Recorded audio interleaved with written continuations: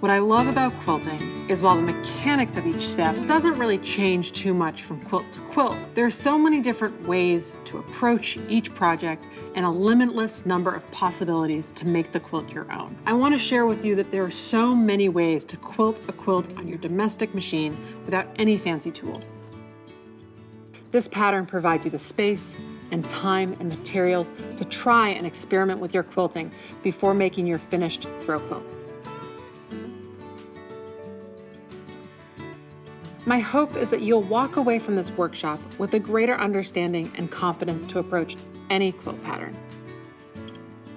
Can't wait for you to join us. Snaps.